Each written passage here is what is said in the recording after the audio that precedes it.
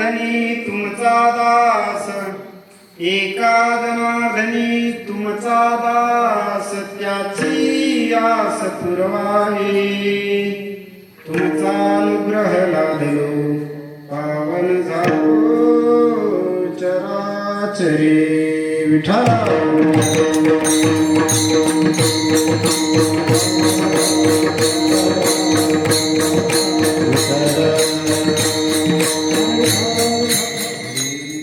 अजं रुक्मिणी प्राणसञ्जीवनन्तं परं धाम कैवल्यमेकं तुरीयं.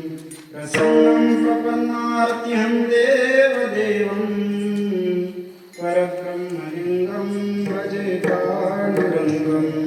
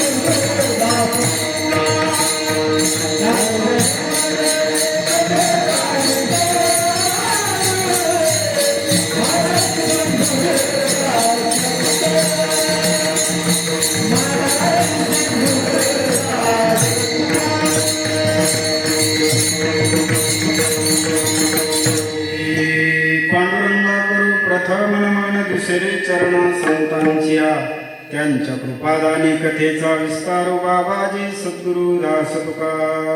अलंकापुरी रम्य सिंहासनस्थं पदांभोज तेजस्फुरति प्रदेशं.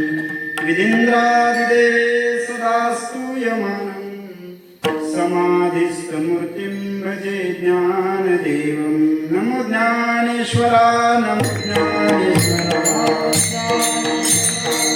ज्ञानेश्वरा नमो ज्ञानेश्वरा नमो ज्ञानेश्वरा नमो ज्ञानेश्वरा नमो ज्ञानेश्वरा. निवृत्तिदास पादेवा निवृत्तिदास पादेवा निवृत्तिदास पादेवा.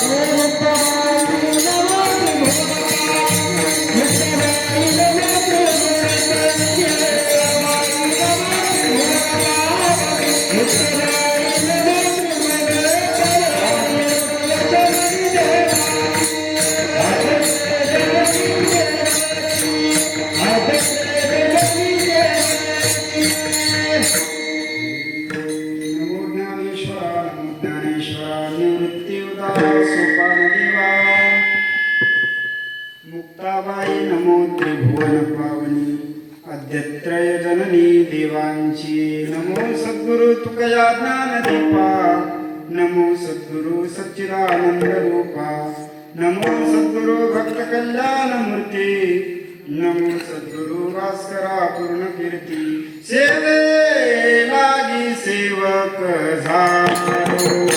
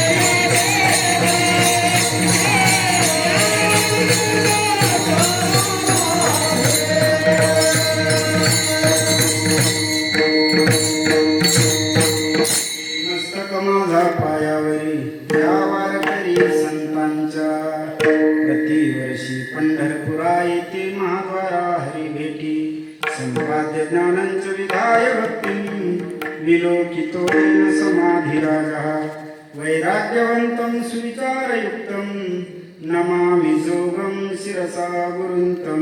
ओम नमो ज्ञानेश्वरा करुणाकरा दयाळा, तुमचा अनुग्रह लाभलो पावन झालो चराचरी.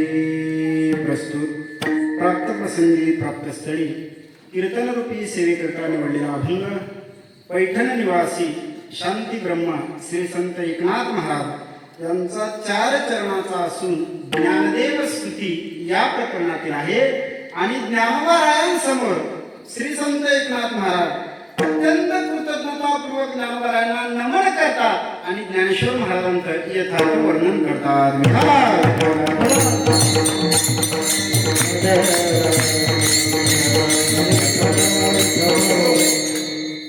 अभंगावर बोलण्यापूर्वी अल्पसा परिहार म्हणजे असा की ज्ञानराज माऊलींच्या 727व्या समाधी सोहळ्यानिमित्त हा या ठिकाणी कार्यक्रम चालू आहे. अनेक वर्षापासून जवळजवळ 1 शतकाहून अधिक वर्ष या कार्यक्रमाला झालेली आहे. वैकुंठवासी श्री संत हरिबापू महाराजांनी हा कार्यक्रम चालू केलेला आहे आणि ग्रामस्थ मंडळी, हरिबापू सेवक मंडळ आतापर्यंत तो कार्यक्रम चालू ठेवतात. मोठी आनंदाची गोष्ट आहे. ज्ञानोबारायांचा त्या ठिकाणी उत्सव आहे. महाराज ज्ञानोबारायांचा समाधी सोहळा असतो. ज्ञानेश्वर महाराज पुण्यतिथी हा शब्द ज्ञानोबारायांच्या बाबतीमध्ये लागत नाही, कारण ज्ञानोबारायांची संजीवन समाधी आहे. पुण्यतिथी तर संतांची करता येईल किंवा होईल किंवा त्याला म्हणता येईल, पण ज्ञानोबारायांना पुण्यतिथी हा शब्द म्हणता येत नाही, कारण ज्ञानोबारायांचा संजीवन समाधी सोहळा आहे. 727वा आपण त्या ठिकाणी साजरा करत आहोत. ज्ञानोबारायांच्या भूमीमध्ये आळंदीमध्ये तर हा सोहळा खूप मोठ्या प्रमाणात होतो.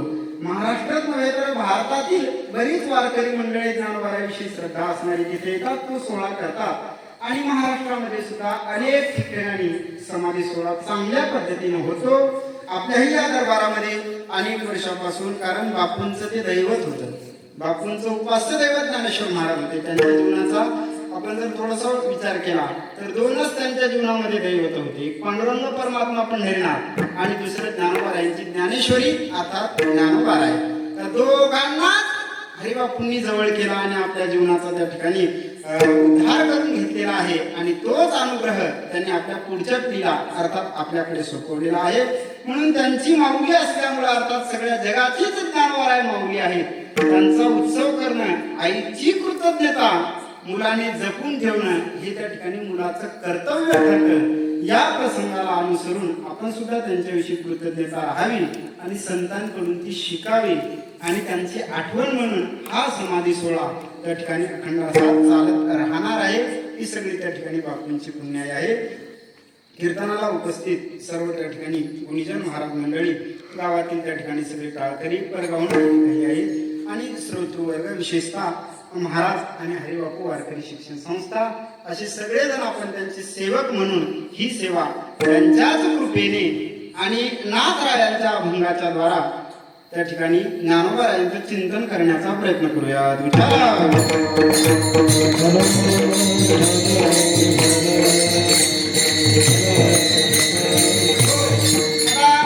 नाथ महाराज आणि ज्ञानोबाराय यांच्याविषयी जर त्या ठिकाणी वर्णन करायचं झालं, हा अभंग मी मुद्दाम त्या ठिकाणी निवडलेला आहे, कारण या अभंगामध्ये ज्ञानोबारायांना नमनही केलेलं आहे आणि ज्ञानेश्वर महाराजांकडे काही प्रार्थनाही केलेली आहे.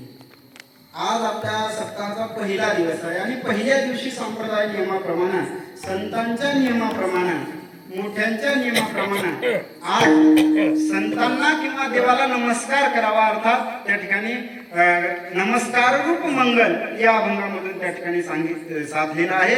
आणि ज्ञानेश्वर महाराजांचं वर्णन असल्यामुळं वस्तू निर्देश रूप मंगल सुद्धा या अभंगामधून त्या ठिकाणी साधलेलं आहे. ज्ञानोबरायांचरणी नतमस्तक व्हावं, अर्थात त्यांचा आश्रय करावा, त्यांची शरणागती करावी या उद्देशानं हा अभंग निवडलेला आहे.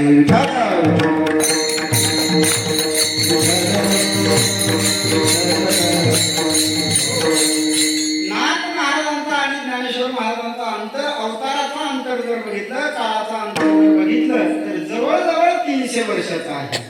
तरी पण नाथ महाराज त्या ठिकाणी ज्ञानोबरायांचं वर्णन यथार्थ पद्धतीने करतात आणि तो करण्याचा त्यांना अधिकार आहे. कारण जरी हे जीवन 300 वर्षानंतरचं असलं तरी पण ज्ञानेश्वर महाराजांशी ते समरस आहे. ज्ञानोबरायांच्या हृदयाला बांधणारं ते जीवन आहे किंवा त्यांच्या विचाराशी समरस झालेलं त्या ठिकाणी हे जीवन आहे. त्यांच्या वेदना, त्यांच्या भावना, त्यांचं अंतःकरण जाणणारं हे जीवन आहे. एक दुसऱ्याला जाणायचं असेल, आताच्या हल्लीच्या काळामध्ये महाराज तसं घडत नाही. या युगातली माणसं एकाच काळामध्ये जन्मलेली, एका प्रांतामध्ये नाही, एका गावामध्ये नाही, एका घरामध्ये राहणारी, पण एकमेकाला जाणून घेतीलच असं मात्र सांगता येत नाही. एका संप्रदायातली नाही, याच्या एका फळावरची, एका बैठकीतली माणसं पण एकमेकाला जाणतील असं काही सांगता येत नाही. याच्या मनात नेमकं काय आहे त्याला कळेल किंवा त्याचे विचार काय असतील. घरातले सुद्धा बापाचे मुलाला कळत नाहीत, मुलाला बापाचे कळत नाही. असे प्रत्येकाचे त्या ठिकाणी आपल्याला पाहायला मिळतं. पण नाथ महाराजांच्या जीवनावरून किंवा इतर संतांच्या काही प्रमाणावरून आपल्याला असं दिसतं की ज्ञानेश्वर महाराजांशी जे समरस झालेले आहेत, ज्ञानोबरायांच्या जवळ जाण्याचा ज्यांनी प्रयत्न केला, ज्ञानोबरायांनी ज्यांना जवळ केलं ते पूर्ण ज्ञानेश्वर महाराजांना त्या ठिकाणी जाणणारे आहेत आणि जाणून ज्ञानोबरायांचं वर्णन केलेलं आहे.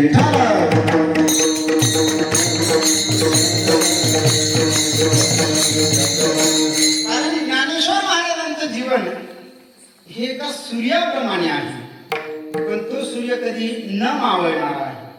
आता त्रयोदशीला म्हणजे समाधी सोहळ्याच्या दिवशी त्या ठिकाणी नामदेव महाराजांचा असे प्रमाण आहे, नामा म्हणे आता लोपला दिनकर बाप ज्ञानेश्वर समाधीस्कर. पण हा लोपला म्हणजे न लोपून लोपलेला आहे. सूर्य मावळला पण त्याचा प्रकाश मात्र मावळलेला नाही. लौकिक सूर्य मावळल्यानंतर अंधार होतो, त्याचा प्रकाशही त्याच्या सोबत जातो.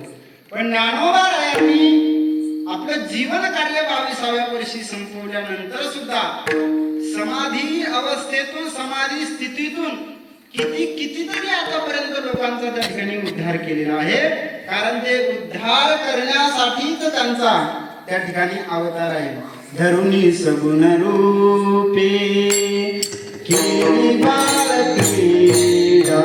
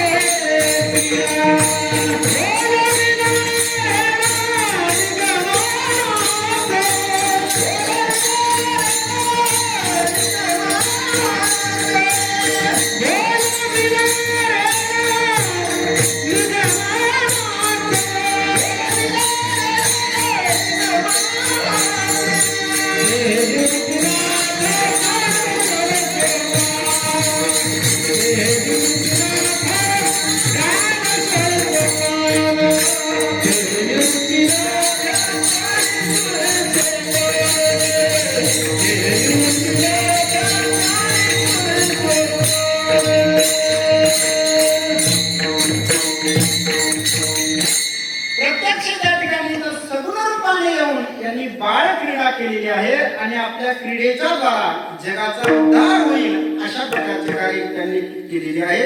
जगत उद्धाराला जी धरिले अवतार मिरविला परिवार सिद्धाईचा. संतांचं कार्य हेच असतं. संतांचं कार्य दुसऱ्याच्या ठिकाणी काही नाही.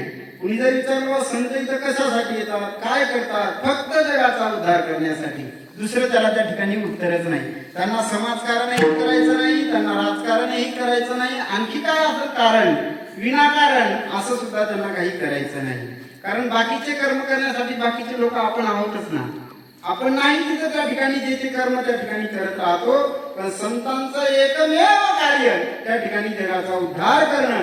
इथं हयात असताना तर ते उद्धार करतातच, पण अवतार कार्य संपल्यानंतर सुद्धा त्यांच्या वाङ्मयाच्या द्वारा, त्यांच्या चरित्राच्या द्वारा, त्यांच्या नामाच्या द्वारा आणि त्यांच्या स्पर्शाच्या द्वारा, त्या ठिकाणी अनुग्रहाच्या द्वारा नेहमी ते त्या ठिकाणी जगाचा उद्धार करण्याचं कार्य करत राहतात. आणि ज्ञानेश्वर महाराजांच्या बाबतीमध्ये हे विशेषत्वाने घडलेलं आहे. नाहीतर बाकीच्या संतांचे अवतार संपल्यानंतर विशेष रूपाने ते होते तोपर्यंत त्यांची भरपूर कार्य झाली, पण ते गेल्यानंतर मात्र असे काही विशेष दिसत नाहीत. असतील पण कदाचित, पण ज्ञानेश्वर महाराजांचे मात्र उघड उघड आहे. अगदी ज्ञानोबारायांच्या समकालीन जे संत होते, नामदेव महाराज, जनाबाई, चोखोबाराया, सावता महाराज, ते चार भावंड, गोरोबा काका, ही सगळी संत मंडळी त्या काळातली. पण 13वं शतक गेल्यानंतरही ज्ञानोबारायांनी किती किती जणांना त्या ठिकाणी आपला संदेश दिलेला आहे. आणि त्याच्यामध्ये नाथ महाराज त्या ठिकाणी पुढं 300 वर्षानंतर नाथायांचा पैठणला अवतार झाला आणि ज्ञानोबारायांनी त्यांना सुद्धा काही कार्य सांगून जगताचा उद्धार त्यांच्या करवी करून घेतलेला आहे. विठ्ठल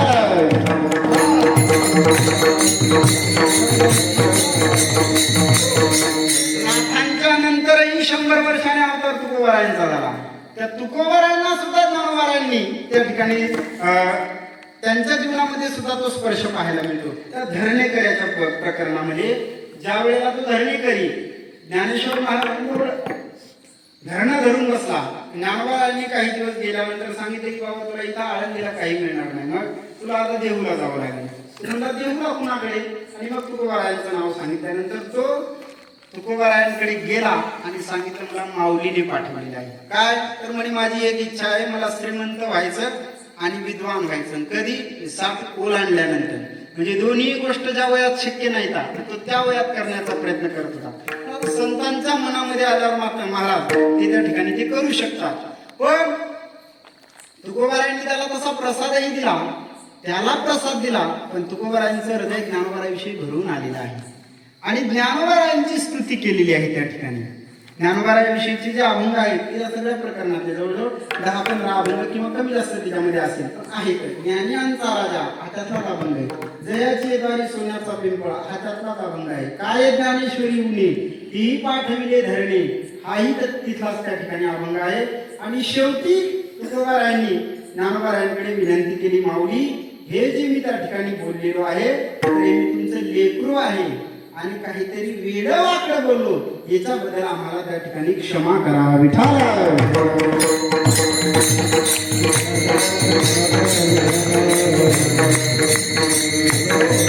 म्हणजे अवतार होता ज्ञानोबारायांचा तोपर्यंत तर त्यांनी कार्य होतच, पण अवतार संपवल्यानंतर समाधी स्थितीमध्ये इंद्रायणीच्या तीरावर आळंदीला समाधीस्थ झाल्यानंतर सुद्धा जो प्रवाह होता ज्ञानाचा, विचाराचा, तो मात्र ज्ञानोबारायांचा थांबलेला नाही. ज्ञानेश्वर महाराजांची समर्थ शरणागती झाल्यानंतर ज्ञानोबाराय त्याला त्या ठिकाणी काहीतरी देतातच, त्याला कधीही त्या ठिकाणी मोकळं राहू देत नाहीत. कारण ज्ञानोबारायांचं हृदय हे माऊलीचं हृदय आहे, हे त्या ठिकाणी आईचं हृदय आहे. सगळं जग ज्ञानेश्वर महाराजांचा त्या ठिकाणी लेकर आहे महाराज आणि ज्ञानोबाराय सगळ्यांची त्या ठिकाणी आई आहे. त्याच्यामुळं कोणी ज्ञानी असेल, कोणी अज्ञानी असेल, कोणी गुणवान असेल, कोणी असेल, कोणी जास्त शिकलेला असेल, कोणी कमी शिकलेला असेल, पण हा फरक आपल्या ज्ञानेश्वर महाराजांकडे नाही. कोणी म्हणेल नाही बा तुम्ही संतांच्या जास्त जवळचे, असं काही नाही बा. सगळेच संत ज्ञानोबारायांना सगळेच सारखे आहे. ज्ञानेश्वर महाराजांजवळ कुठल्याही प्रकारचा त्या ठिकाणी भेदभाव नाही. नाथ महाराजांनीच एका ठिकाणी सांगितलेलं आहे की ज्ञानेश्वर महाराजांना कोणत्याही कारणाने आणि कोणत्याही संबंधाने त्या ठिकाणी तुम्ही शरण गेले तर ज्ञानेश्वर महाराज तुमचा कधी आवेर त्या ठिकाणी करणार नाही. भलतिया भावे शरण जाता भेटे, भलतिया भावे शरण जाता भेटे, भलतिया भावे शरण जाता भेटे, भलतिया भावे शरण जाता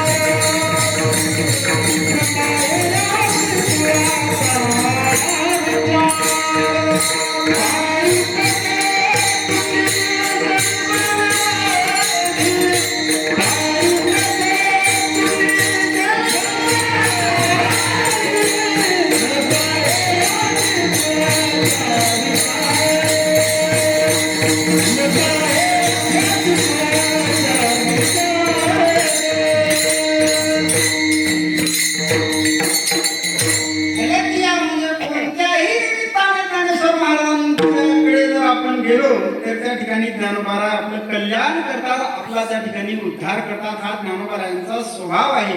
नाथ महाराजांनी ज्ञानोबारायांच्या स्वभावाचा पूर्ण त्या ठिकाणी अनुभव घेतलेला आहे. आता पूर्ण प्रसंग सांगत नाही, चरित्रामध्ये आपण त्या ठिकाणी ऐकतो नेहमी, कधीतरी त्या ठिकाणी ऐकायला मिळेल. आपलं चिंतन कधीतरी झालेलंही आहे याच्यावर. ज्ञानेश्वर महाराजांना ज्या वेळेला असा प्रकार लक्षात आला की ज्ञानेश्वरी ग्रंथामध्ये थोडीशी त्या ठिकाणी पाठभेद झाला. विद्वान लोक आहेत ना महाराज, बरेच विद्वान असे असतात ते आपल्या सोयीने अर्थ लावतात. त्याचा जसा अर्थ असेल तो मान्य न करता आपल्या बुद्धीप्रमाणे काही अर्थ लावण्याचा प्रयत्न करतात. पण असं मात्र त्या ठिकाणी करू नये. म्हणून शास्त्र एका ठिकाणी सांगते की अशा धूर्त विद्वानाची माझी कधी गाठभेट होऊ नये, कारण अर्थ बदलू शकतात ते. म्हणून अभंगाचा अर्थ, ओळीचा अर्थ आपल्या सोयीप्रमाणे लावू नये. मग संतांचा त्यातील भाव जाणावा, मागच्या पुढच्या चरणाचा काय अर्थ असावा हे जाणून त्याचा त्या ठिकाणी आपण अर्थ केला पाहिजे. असो, पण त्या काळातल्या त्या ठिकाणी विद्वानांनी थोडेसे ज्ञानेश्वरीमध्ये गडबड केली आणि ओव्यामध्ये काहीतरी पाठभेद त्या ठिकाणी करून टाकला. आणि मग त्याचा उपयोग मंत्र शक्ती जीवाच्या उद्धारासाठी जी तयार झाली ते तंत्र मंत्र करून काहीतरी वेगळाच त्या ठिकाणी अर्थ करायला लागले. ज्ञानोबारायांच्या लक्षात आलं की आपण ज्याच्यासाठी हे कार्य केलं होतं ते मात्र बाजूला राहिला आणि याचा उद्देश वेगळा राहून कार्य वेगळंच व्हायला पाहिजे, त्यात काहीतरी सुधारणा करायला पाहिजे. पण मग सुधारणा कोण करेल? लगेच त्या ठिकाणी नाथ महाराजांचा अवतार झालेलाच होता. हे कार्य फक्त त्या ठिकाणी एकनाथ महाराजच करू शकतात पैठणचे. आणि मग त्यांना स्वप्नामध्ये गेलेले आहेत, दृष्टांत दिले. विस्ताराचा प्रसंग आहे, फक्त थोडक्यात सांगतो प्रसंगानुसार. स्वप्नामध्ये दृष्टांत दिला की आदान वृक्षाची मुळी माझ्या कंठाला लागली, आळंदीलाही आणि ती कहाळ. नाथ महाराज त्याप्रमाणे तिथं गेले, ज्ञानोबारायांची समाधीचा शोध केला. एवढ्या लवकर केला नाही पण केला. लगेच त्या ठिकाणी शोध केला आणि ज्ञानोबारायं समोर गेलेले आहेत. आणि ज्ञानोबारायांचा आणि नाथरायांचा तर समाधी गाभाऱ्यामध्ये जवळजवळ 3-4 दिवस त्या ठिकाणी संवाद झालेला आहे. ज्ञानोबाराय नाथ महाराजांना समोर समाधीमध्ये दिसत होते. नाथांना आलिंगन देण्यासाठी त्या ठिकाणी प्रवृत्त होती. नाथांना वाटलं आता मला माऊलीचं आलिंगन होते, म्हणून आलिंगन देण्यासाठी महाराज समोर गेले.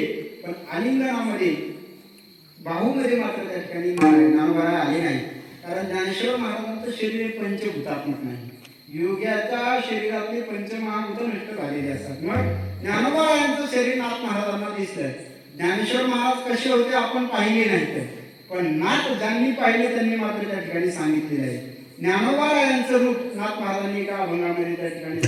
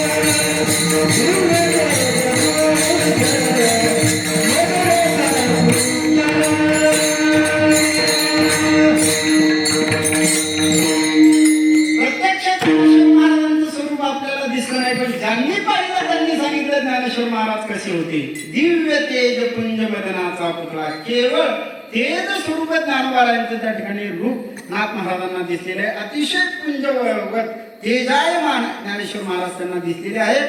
आणि मग दोघांचा त्या ठिकाणी संवाद झालेला आहे.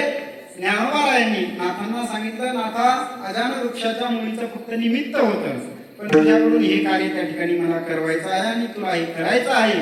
आणि मग महाराज आपल्या समोर असणारी ज्ञानेश्वरी नाथांनी ज्ञानोबारायांनी नाथांच्या हातामध्ये दिली आणि सांगितले की आपण मुळीचे त्या ठिकाणी शुद्धीकरण करा. ग्रंथ ज्या वेळेला निर्माण झाला त्यावेळेला तो ग्रंथ 10,000 ओव्यांचा होता. ज्ञानोबारायांचं प्रमाण आपल्याला पाहायला त्या ठिकाणी मिळतं. जसं सहस्त्र ग्रंथ केला निवासी असे, निवासाला हा ग्रंथ ज्ञानेश्वर महाराजांनी 10,000 ओव्याचा लिहिला. पण कालाच्या ओघामध्ये 1,000 ओव्या त्यातल्या लुप्त झालेल्या आहेत. आता आपल्याला पारायण प्रत असलेली उपलब्ध ही 9,000 ओव्यांची काहीतरी त्या ठिकाणी वर आहे ना, एवढ्याच ओव्या त्या ठिकाणी उपलब्ध आहेत. बाकीच्या त्या ठिकाणी कालाच्या ओघात लुप्त झाल्या. तो ग्रंथ नाथांनी पैठणला आणला आणि मग पैठणला आणून त्या ठिकाणी त्याची शुद्धी केलेली आहे. म्हणजे बरोबर त्या ठिकाणी तो लिहिलेला आहे. म्हणजे आपण जी ज्ञानेश्वरी वाचतो ही नाथांच्या शुद्धीकरणातून मिळालेली आपल्याला त्या ठिकाणी ती प्रत आहे. म्हणजे ज्ञानोबारायांनी सांगितली, सच्चिदानंद बाबांनी लिहिली, 300 वर्षानंतर नाथांनी त्याचं शुद्धीकरण केलं आणि मग ती आपल्या समाजाच्या आपल्या हातामध्ये आलेली आहे. विठ्ठल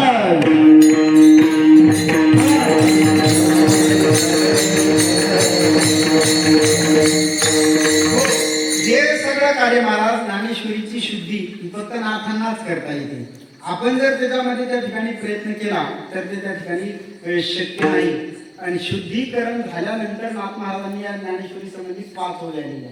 त्या ग्रंथाच्या शेवटच्या पानावर आपल्याला पाहायला मिळतात. ज्ञानोबारायांचं वर्णन केलेलं आहे. नमो ज्ञानेश्वरा निष्कलंका, जयाच्या गीतेची वाचिता टीका, ज्ञान होय लोका अति भाविका ग्रंथार्थिया, असं वर्णन करून शेवटी त्या ठिकाणी 4थी ओवी अशी सांगितली, ज्ञानेश्वरी पाठी जो करील मराठी, त्याने अमृताचे ताटी जाणं रोटी ठेवली.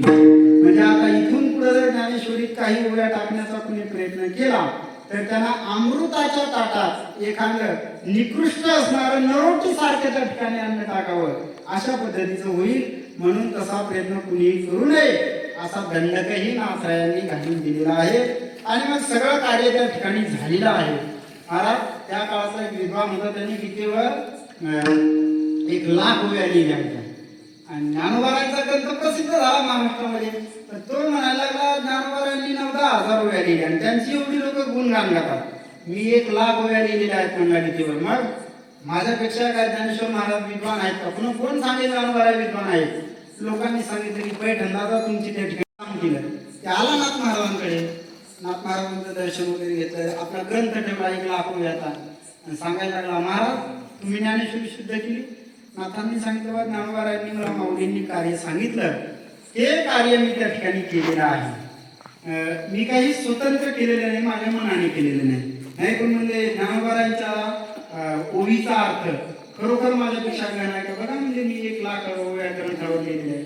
नाथांनी सांगितलं, बघा आपल्या आईला जर भरपूर दूध असेल तर मुलाला दुसरीकडे जाण्याची गरज नाही. तू किती ग्रंथ लिहिला याची आमच्याशी काही संबंध नाही. पण ज्ञानोबारायांच्या ओवीचा मात्र त्या ठिकाणी अर्थ खूप गहन आहे. किती गहन आहे त्यांनी सांगितलं. मग सांगा तुमच्या एखाद्या ओवीचा अर्थ. नाथ महाराजांनी महाराज ज्ञानेश्वरीची पहिल्या अध्यायाची पहिली ओवी म्हणजे ज्ञानेश्वरीची सुरुवात ज्या ओवीने झाली त्या ओवीला त्या ठिकाणी प्रवचनाला प्रारंभ केलेला आहे. कोणती आहे पहिली ओवी आहे का माहिती काही जणांना? कोणती आहे महाराज?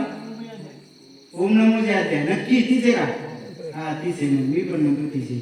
ओम नमो जी आद्या वेद प्रतिपाद्या जय जय स्वसंवेद्या आत्मरूपा. भगवंताचं पूर्ण वर्णन केलेलं आहे. नाथरायांनी ओम या पदावर बोलायला सुरुवात केली. त्या ओंकारामध्ये 3 अक्षर अभंगामध्ये येतो विषय, अकार उकार आणि मकार. तर 3 अक्षराचं सगळं नाथ महाराज स्पष्टीकरण सांगायला लागले. तर सांगता सांगता ओम या पदावर 6 महिने चाललेले होते प्रवचन. एकाच पदावर 6 महिने चालले.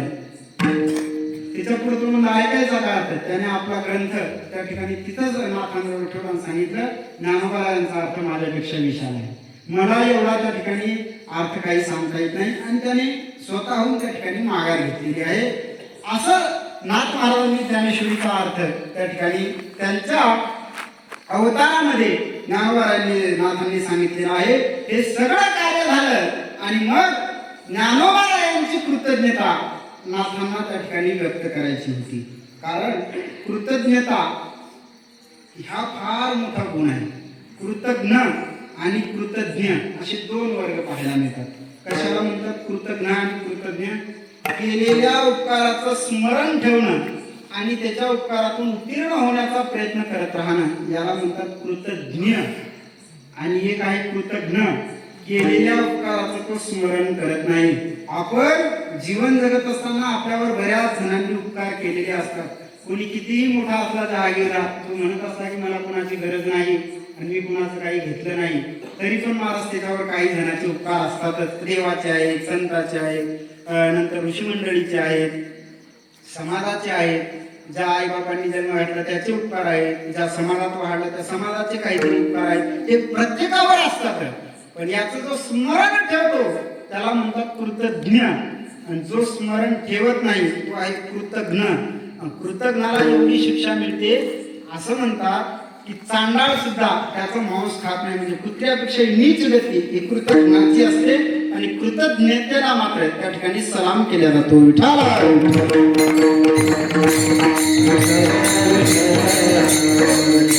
नाथ महाराज हे त्या ठिकाणी कृतज्ञ आहे. म्हणजे ज्ञानोबारायांनी आपल्यावर एवढी कृपा केली ही त्या ठिकाणी त्यांना संपूर्ण त्याचं स्मरण आहे. आणि मग असेच त्या ठिकाणी तिथून पुढे कार्तिकी वारीला आळंदीला नाथ महाराज त्या ठिकाणी जायचे आणि ज्ञानोबारायांसमोर त्या ठिकाणी नतमस्तक व्हायचे. आणि ज्ञानोबारायांसमोर समाधीच्या समोर गाभाऱ्यामध्ये गेलेले आहे आणि गाभाऱ्यामध्ये जाऊन समाधीकडे पाहून ज्ञानोबारायांचं वर्णन करतात आणि ज्ञानोबारायांना नमस्कार करतात. ज्ञानोबा कोण आहेत अभंगाच्या प्रथम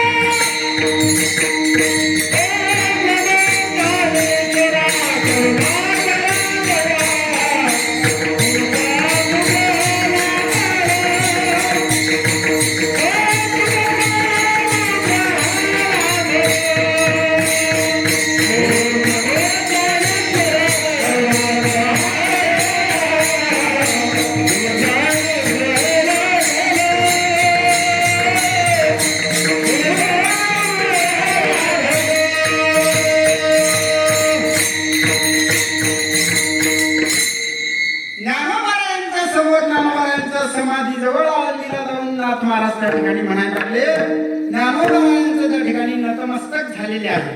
कारण मोठ्यांच्या समोर नतमस्तकच झालं पाहिजे. विशेषतः देव आणि संत यांच्या समोर महाराज नेहमी माणसाने नम्र असावं, नम्रिय असू नये. लोक नम्रतेपेक्षा नम्रीत जास्त झाले. त्याच्यामुळं अत्यंत नम्रतेने विनम्रता भावपूर्वक नाथ महाराज त्या ठिकाणी ज्ञानोबारायांना नमस्कार करतात. ही वारकरी संप्रदायाची पद्धतच आहे. आता पंढरी क्षेत्रामध्ये पंढरीच्या वारकऱ्याचं एक वैशिष्ट्य आहे, निर्निमित्त नमस्कार, पाया पडे जन एकमेका, हा त्या ठिकाणी त्यांचा स्वभाव आहे, त्यांचा तो त्या ठिकाणी धर्मच आहे. असं प्रत्येकाला असं वाटतं की आपण त्या ठिकाणी आपल्याला नमस्कार करावा, दुसऱ्याला नमस्कार करण्याची शक्यतो भावना होत नाही. पण काही वेळेला नाविलाजानं करावा लागतो, पण असं मनातूनच करतील असं मात्र त्या ठिकाणी काही सांगता येत नाही. पण आता मी घरातला मोठा, मी वयाने मोठा, मी समाजातला, गावातला मोठा म्हणून सगळ्यांनी माझ्याच पाया पडावं, मी मात्र कुणासमोरही लावू नये, असा माणसाचा एक स्वभाव असतो. पण नमस्काराचे त्या ठिकाणी मोठे फायदे असतात.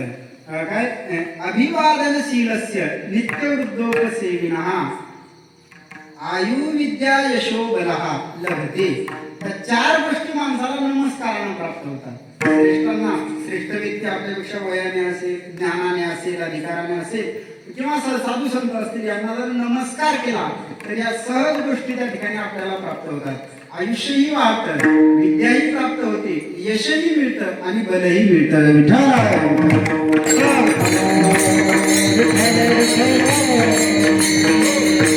म्हणून संतांच्या समोर नमस्कार करत असताना कधी माणसाने लाजू नये. संता लोटांगणी जाता लाज नको मनी. संतांना शरण जात असताना, नमस्कार करत असताना कधी त्या ठिकाणी मनामध्ये लाज धरू नये. आयुष्यही मिळतं महाराज. हे सगळे दृष्टांत ज्ञानोबारायांच्या चरित्रामध्ये आहे. त्या नेवाशाला ज्ञानेश्वर महाराजांना आधी 4 भावंडांना, निवृत्तीनाथादी भावंडांना, त्या सच्चिदानंद बाबाच्या पत्नीने नमस्कार केला तर तिच्या नवऱ्याला आयुष्य मिळालेलं आहे. आयु, यश, यशही त्या ठिकाणी ज्ञानोबारायांच्या चरित्रामधून आपल्याला पाहायला मिळतं, बलही मिळतं आणि विद्याही मिळते. हे सगळे गुण त्या ठिकाणी मोठ्यांना नमस्कार केल्यानंतर प्राप्त होतात. आणि हे तर संत आहेत, हे तर त्या ठिकाणी ज्ञानेश्वर महाराज आहेत, म्हणून त्यांना त्या ठिकाणी नमस्कार केला पाहिजे. नमो म्हणून त्या ठिकाणी नाथ महाराज नमस्कार करतात. कोण आहेत ज्ञानोबाराय यांचा परिचय करून द्यायला सुरुवात केली. पहिल्या चरणामध्ये 3-4 पद्धतीने आपल्याला परिचय करून दिलेला आहे. पहिलं अक्षर आहे ओम. ओम हा शब्द सृष्टीच्या पूर्वीच, म्हणजे सृष्टी ज्या वेळेला निर्माण झाली त्यावेळेला ब्रह्मदेवाच्या मुखातून पहिला शब्द ओम हा निघालेला आहे. ओमित्तिकाक्षरम ब्रह्म. ओम हे आद्याक्षर आहे.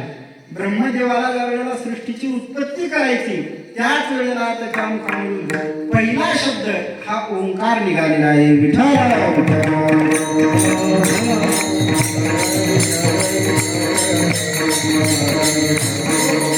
ओंकार हा 3 त्या ठिकाणी अर्धमात्रेपासून तयार झालेला आहे. अकार, उकार आणि मकार हे सगळे अर्धमात्रे त्या ठिकाणी आहेत आणि त्याच्यापासून पूर्ण ओंकार हा शब्द तयार होतो. ओंकार म्हणजे प्रत्यक्ष परब्रह्म. ज्ञानोबाराय प्रत्यक्ष परब्रह्म आहे हे नाथ महाराजांना आपल्याला सांगायचं. ज्ञानोबारायहून वेगळं ब्रह्म किंवा ज्ञानोबाराय सांगतात ते ब्रह्म असं म्हणायचंच नाही. ज्ञानेश्वर महाराज प्रत्यक्ष त्या ठिकाणी परब्रह्म आहे. म्हणून ज्ञानोबारायचं वर्णन करत असताना ठिकठिकाणी ब्रह्माचं जे वर्णन तेच ज्ञानेश्वर महाराजांचं वर्णन. कैवल्याचा पुतळा प्रगटला भूतळा. हे कैवल्य म्हणजे तरी काय हो? कैवल्य म्हणजे ब्रह्म, कैवल्य म्हणजे तात्वस्वरूप हेच त्या ठिकाणी आहे आणि तेच ज्ञानेश्वर महाराज आहे. हे वारकरी संप्रदायामध्ये 2 पीठावर 2 ब्रह्म विराजमान झालेले आहेत. एक महायोग पीठावर ब्रह्म उभा आहे आणि एक जुनाट शिवपीठावर सुद्धा ब्रह्म समाधिस्थ आहे. विठ्ठल.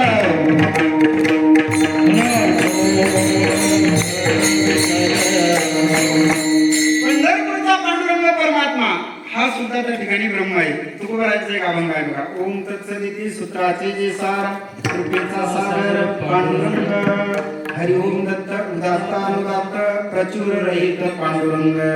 म्हणजे ओम हे अक्षर त्या ठिकाणी पांडुरंगाला विषय करणार आहे. ते ब्रह्माचं स्वरूप आहे. ते उघडं ब्रह्म त्या ठिकाणी पंढरपूरला आहे आणि त्याच ब्रह्माचा अवतार प्रत्यक्ष त्या ठिकाणी ज्ञानेश्वर महाराज आहे. गीताजीने उपदेश दिली ते विटेवरी माऊली किंवा अर्जुना संकट पडता जर भारी, गीता सांगे हरी कुरुक्षेत्री, तोच अवतार धरी अलंकापुरी, ज्ञानाबाई सुंदरी तारावया. पांडुरंग परमात्मा आणि ज्ञानेश्वर महाराज यांच्यामध्ये तात्विक दृष्टीने तत्वतः कुठल्याही प्रकारचा भेद नाही. अर्थात जे ओम ब्रह्म आहे तेच विटेवर आहे आणि जे विटेवर आहे तेच त्या ठिकाणी समाधीस्थ आळंदीला सुद्धा आहे. म्हणून नाथ महाराजांना म्हणता आलं ओम नमो ओम स्वरूप असणारे ओंकार स्वरूप असणारे ज्ञानोबा राय तुम्हाला मी त्या ठिकाणी नमस्कार करतो. पण हे ओम आहे ब्रह्मस्वरूप, सामान्याच्या डोक्याच्या वरचा विषय, एकदम त्याच्यामध्ये प्रवेश नाही. पण ते ब्रह्म आहे, पण मग आणखी आमच्या काही उपयोगाचा आहे का याच्या विशेषणासाठी नाथ महाराजांनी पुढचे शब्द वापरले. करुणा करा ओम नमोजी ज्ञानेश्वरा. तर ज्ञानेश्वर शब्दाचा अर्थ सुद्धा मोठा घन आहे महाराज. हे अवताराला आल्यानंतर रुक्मिणी मातेने आणि विठ्ठल पंतांनी या ब्रह्माचंच नाव ज्ञानेश्वर त्या ठिकाणी ठेवलं. तर ज्ञानेश्वरा शब्दाचा त्या ठिकाणी अर्थ असा आहे ज्ञानाचा जो ईश्वर तो ज्ञानेश्वर. म्हणजे ज्ञान हे सुद्धा ज्यांच्यापासून ज्यांचं दास्यत्व करतात. ब्रह्मज्ञान लाळ मोठी ऐसी कसवटी जयाची. आमच्या ज्ञानोबरायांचं वर्णन करत असताना नाथ महाराजांनी सांगितलं की ब्रह्मज्ञान ज्ञानेश्वर महाराजांच्या दरबारामध्ये येतं. ज्ञानोबराला म्हणतं माझा स्वीकार करा, मला कुठेतरी एखाद्या कोपऱ्यामध्ये जागा द्या. अशी ती लाळ घोट एवढं कठीण असणार महत्वाचं असणार ब्रह्मज्ञान. कारण ते ज्ञानोबरायांचं दास्य करतं. हो ज्ञानोबा राय ब्रह्मज्ञानी त्या ठिकाणी आहेत असं म्हणायचं नाही. मग ज्ञानोबा राय प्रत्यक्ष ज्ञान स्वरूप आहेत. एक ज्ञान चक्रवर्ती तू तव ज्ञानाचीच मूर्ती. प्रत्यक्ष परब्रह्म त्या ठिकाणी ज्ञानेश्वर महाराज आहेत. असा ज्ञानाचा ईश्वर तो त्या ठिकाणी ज्ञानेश्वर आहे. असे तुम्ही त्या ठिकाणी आहात, ओम स्वरूप आहात. पण एवढी प्रार्थना नाथ महाराज त्या ठिकाणी ज्ञानोबा रायांची त्या ठिकाणी कशासाठी करतात, त्यांना त्या ठिकाणी त्यांच्याकडून काय अपेक्षित आहे याचं उत्तर नाथ महाराजांनी उत्तरार्धामध्ये सांगितलेले आहे. करुणा करा दयाळा विठाला.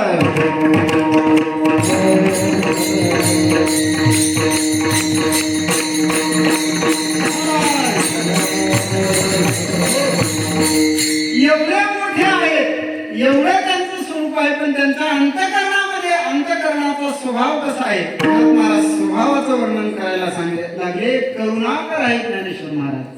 करुण हा शब्द महाराज अतिशय दयेच्या अलीकडचा आहे. दया आणि करुणा याचं जर समान वर्णन करायला गेलं तर मग पुढे दुसरं पद दयाळा आहे. त्यामुळे दयेमध्ये करुणा येत नाही. गीतेमध्ये हा शब्द 12व्या अध्यायामध्ये आलेला आहे बघा. 13वा श्लोक जर आठवला कोणाला तर अद्वेष्टा सर्व भूताना मैत्र. पुढचा शब्द काय करुणा. मैत्र करुणा येवच.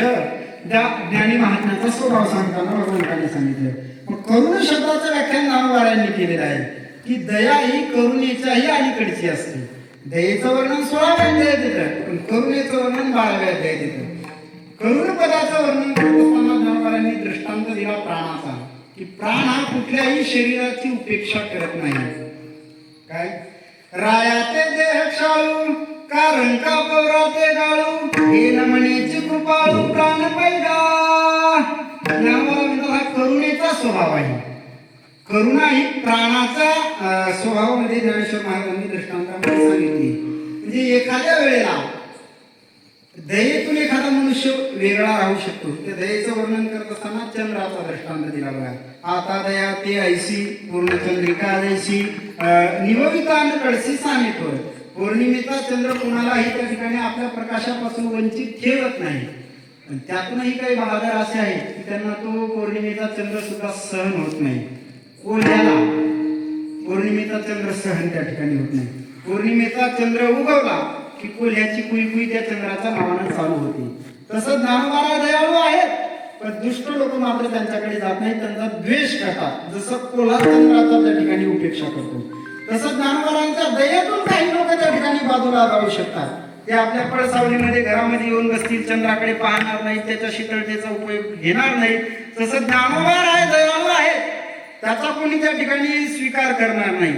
पण प्राण एक असा त्या ठिकाणी धर्म आहे, प्राणापासून कुणीही वंचित राहू शकत नाही.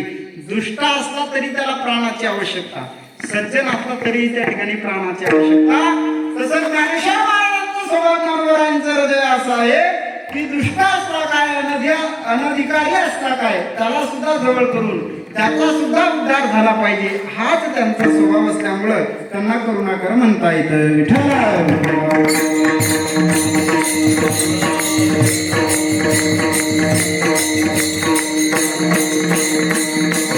किती महाराज ज्ञानोबारायांच्या अंतःकरणामध्ये करुणा आहे. ज्ञानोबा आहे हे सगळ्यांना त्या ठिकाणी सारखं मानतात. कसं काय? कारण ज्ञानेश्वर महाराजांचा स्वभाव जर आपण त्यांच्या ग्रंथामध्ये पाहिला तर दुष्ट लोकांना त्यांना सुद्धा ते दूर करत नाही. ज्ञानोबा दुष्टाचं वर्णन करत असताना सुद्धा शब्द बोलायचा असला तर तुकोबारासारखा एकदम त्या ठिकाणी भटकीची म्हणत नाही. फार फार झालं तर अज्ञानी म्हणतील, फार लयच अतिशय रागाने बोलायचं झालं तर मूर्ख म्हणतील, गावंढळ म्हणतील, पण एकदम कधी शिवी त्यांच्या वाङ्मयामध्ये पाहायला दिसत नाही. आहे तो शिवास, शब्द मात्र त्या ठिकाणी सौम्य, अतिशय मृदू.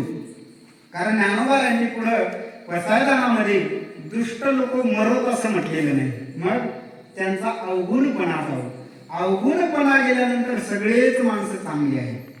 स्वभावातला वाकडेपणा गेला ना की सगळे सज्जनच आहेत, त्याच्यामध्ये कुणीही त्या ठिकाणी दुर्जन नाही. म्हणून ज्ञानोबा सगळ्यांना त्या ठिकाणी सारखा उपदेश करतात. शास्त्र अधिकाऱ्याला उपदेश करत नाही, ते म्हणते अधिकारी होऊन माझ्याकडे यायचं मग माझं ज्ञान मी तुम्हाला सांगतो. संतांचा स्वभाव थोडा वेगळा आहे. संत उपदेश करतात, अधिकारी जरी जीव असला तरी पण अधिकारी होण्याचं साधन त्याच्या हातात देतात. म्हणजे शास्त्र एकदम ज्ञान सांगून त्याला त्या ठिकाणी अधिकाराशिवाय ज्ञान सांगत नाही, पण संत महाराज अज्ञानी जीवाला सुद्धा अधिकार प्राप्त होईल असं नामचिंतनाचं साधन सगळ्यांच्या हातामध्ये देतात. त्यांच्या दरबारामध्ये येत असताना कुणालाही ना नाही, मग तो किती मूर्ख असला तरी संतांच्या दरबारामध्ये जाऊन त्यांचा उपदेश ऐकू शकतो. नामस्मरणाचा अधिकार साधू संतांनी सगळ्यांना दिलेला आहे आणि तो करुणेच्याच पोटी दिला. विठ्ठल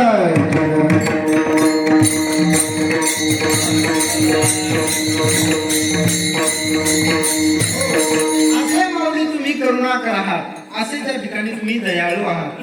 दयाळू शब्दाचा अर्थ आहे दुसऱ्याचे दुःख दूर करण्याची प्रवृत्ती. म्हणजे आपल्या समोर एखादा कुणीही जरी असला, तो आपल्या काही संबंधातला नाही, आपल्या नात्यागोत्रातला नाही, आपल्या त्याचा कधी त्या ठिकाणी आपल्या मानव जातीचा नाही, तो कुठल्याही योनीतला असू द्या, त्या ठिकाणी त्याला झालेलं दुःख दूर करणे हाच स्वभाव देयच्या प्रवृत्तीमध्ये त्या ठिकाणी असतो. चिखली उतली गाये धड भाकड न पाहे. जशी एखादी गाय चिखलामध्ये फसल्यानंतर तो समोरचा मनुष्य ती म्हातारी आहे, दूध देणारी आहे किंवा आपली आहे असा विचार न करता तिला फक्त त्याच्यातून काढण्याचा तो प्रयत्न करतो, तो दयेच्या पोटी करतो. तसं आपला परावा याचा विचार न करता दुसऱ्याचं दुःख दूर करण्याची जी वृत्ती आहे तिला म्हणतात दया. ज्ञानोबा आहे तर त्या ठिकाणी दयेचा सागर आहे, त्या ठिकाणी कृपेची मूर्ती आहे. असे असणारे दयाळू त्या ठिकाणी तुम्ही आहात. विठ्ठल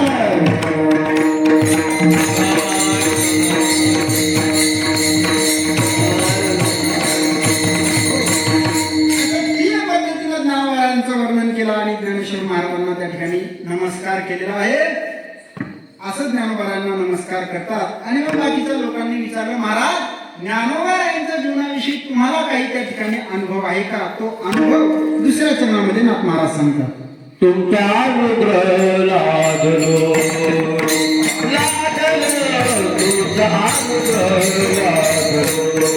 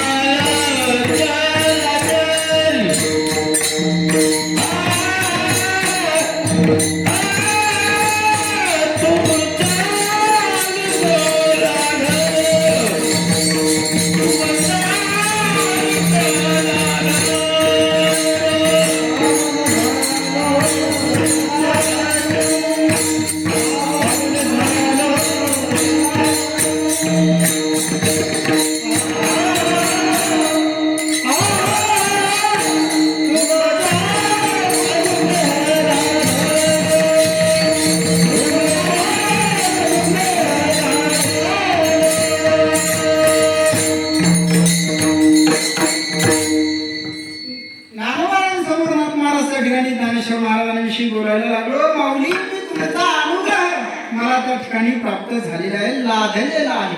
लाधणे हा शब्द फक्त संत वाङ्मयामध्ये, इतर शास्त्रामध्ये बहुतेक त्या ठिकाणी पाहायला मिळत नाही. लभ्यते हा संस्कृतमध्ये धातू आहे आणि त्याच्यापासूनच पुढं प्राकृतमध्ये लाधने त्या ठिकाणी हा शब्द आहे. तर संपूर्ण परंपरेमध्ये ज्ञानेश्वर महाराजांच्या लाधने हा शब्द त्या ठिकाणी पाहायला मिळतो.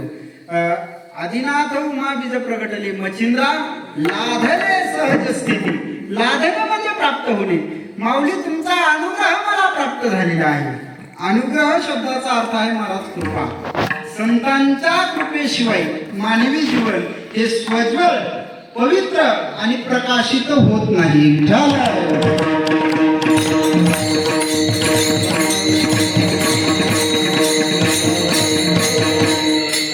पवित्रता जीवनामध्ये असणं हा मोठा महत्वाचा मुद्दा आहे. भौतिक दृष्टीने श्रीमंत असणं, प्रसिद्ध असणं, सत्तावान असणं या वेगळ्या गोष्टी, ती सगळी भौतिकता झाली.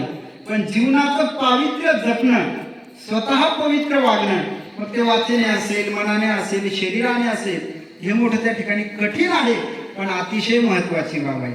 माणसानं पवित्र जीवन जगावं का श्रीमंत जीवन जगावं? काही काही श्रीमंत असे महाभाग पाहायला मिळतात की त्यांच्या जीवनामध्ये पवित्रता नावाची गोष्टच नाही. ते वाणीने त्या ठिकाणी बाटलेले, शरीराने बाटलेले, पवित्र झालेले आणि मनाने सुद्धा बाटलेले, अशा प्रकारचे लोक पाहायला मिळतात.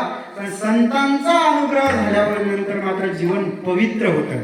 नाथांचं जीवन अतिशय पवित्र. गंगेच्या पाण्यालाही पवित्र करण्याची पात्रता आमच्या साधू संतांमध्ये आहे. आपण चंद्रभागेमध्ये स्नान करायचं आपलं शरीर पवित्र होण्यासाठी. पण ज्ञानोबाराय, तुकोबाराय आदी करून सर्व संत चंद्रभागेमध्ये येतात, त्यांना पवित्रता नाही पाहिजे. मग तीर्थाची इच्छा करते नित्य काळ,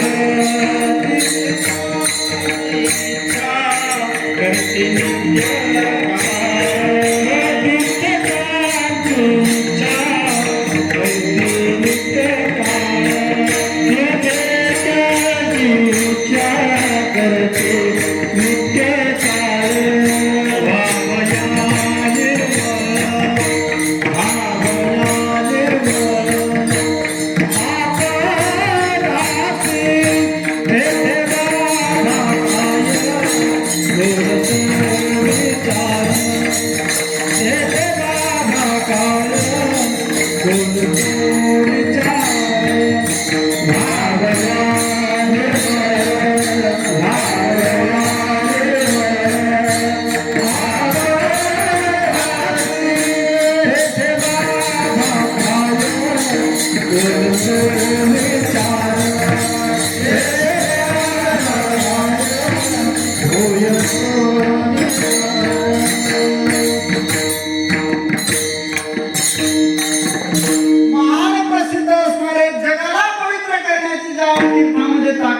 गंगासारखं, यमुनेसारखं त्या ठिकाणी तीर्थ आहे.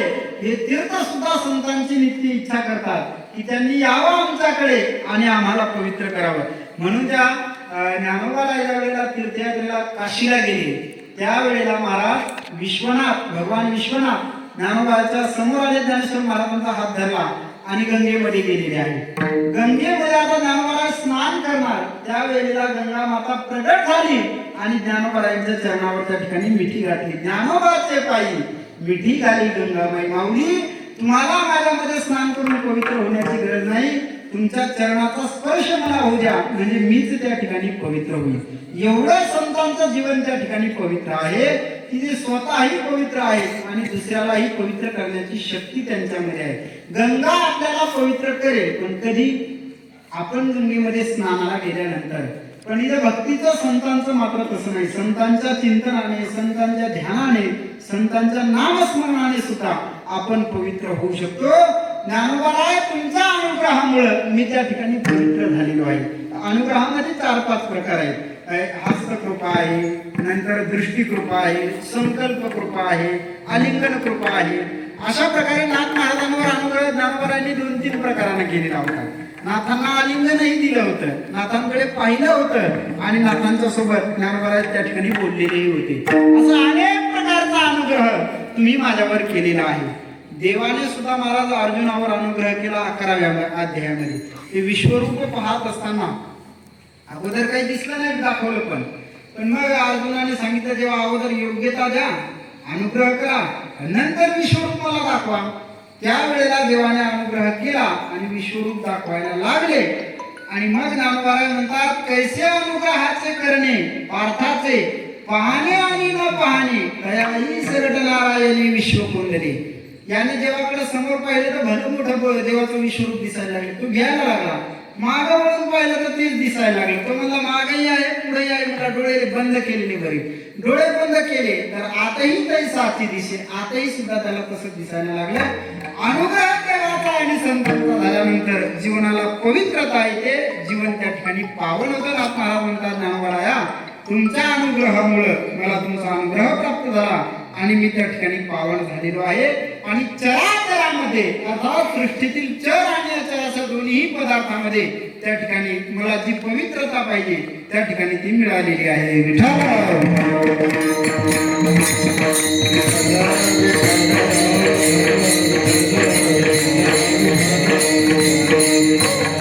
आणि हे सगळं तुम्ही कृपा केली म्हणून त्या ठिकाणी झालं. नाही तर माझा जर विचार केला तर मी कसा आहे हे तिसऱ्या चरणामध्ये सांगतात.